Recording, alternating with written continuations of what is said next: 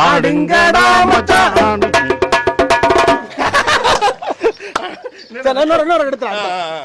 நீங்க அப்படியே சைலண்ட் ஆயிடுங்க. அவர் பாடுவார்தான் நான் இல்ல இல்ல இல்ல இல்ல ரெண்டு பேரும் நீங்க பாடலாம். எனக்கு பாட வராது, அதனால விட்டுருங்க. ஆடுவோம் வாங்க. ஆடுவோமா?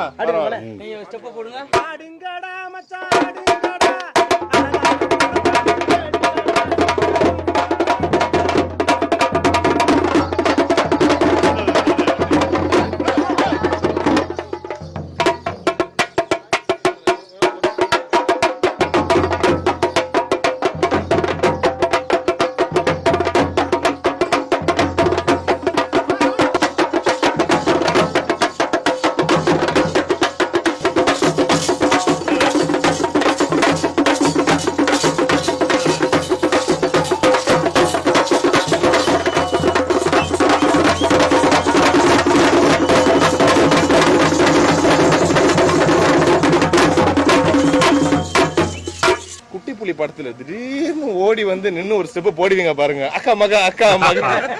எப்படி ஒத்துக்கிட்டீங்க அந்த மைக்கேல் ஜாக்சன் ஸ்டெப்புக்கு? நல்லா இருக்கும், ஆனா சூப்பரா இருக்கும். அது தினேஷ் மாஸ்டரோட இதுதான்.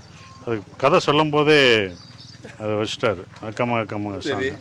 அப்புறம் டைரக்டர் வந்தது வச்சு பண்ணணும் அப்படின்னா தினேஷ் மாஸ்டரோட ஸ்டெப்பு அது இப்பெல்லாம் மறந்துருச்சு என்னன்றது. அந்த ஸ்டெப்பு எனக்கு ஞாபகம் இருக்கு, பண்ணி போட்டு இல்ல ஞாபகம் அக்கா மகா அக்கா மகா எனக்கு ஒரு பாரு கரெக்ட்டா நீங்க இப்ப போடணும். எனக்கு அது மறந்துருச்சுமா. நீ 3 நேரமே போடுவாங்க.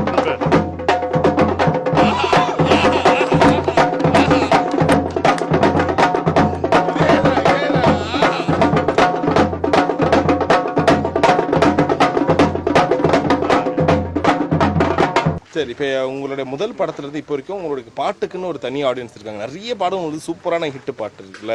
ஸோ நீங்க அதிகமா இந்த பாட்டு என்ன இன்னும் மக்கள்கிட்ட போய் கொண்டு சேர்த்துச்சுன்னா என்ன ஒரு குறிப்பிட்ட ஒரு பாட்டுன்னா என்ன சொல்லுவீங்க? இந்த பாடல் எது நீங்க டைரக்ட் பண்ணதா இருக்கட்டும், நடிச்சதா இருக்கட்டும். ஆனால் இந்த பாட்டு சசிகுமாரும் நிறைய இடத்துல நீங்க போயிருப்பீங்க, இந்த பாட்டு போட்டு உங்களை வரவேற்றிருப்பாங்க. அந்த மாதிரி ஒரு மறக்க முடியாத பாட்டு மதுரை குழுங்க எப்போ பார்த்தோம் அது வந்து அந்த அந்த இதுதான், இவங்க தான் காரணம். அது இவங்க தான் மதுரை குழுங்க தான். நான் போட மட்டும் இல்லை, எந்த ஒரு விசேஷமானாலும் ஒரு நல்ல விசேஷமானாலும் எல்லா எனர்ஜியாக இருந்தாலும் கேட்கறது சரி. மதுரை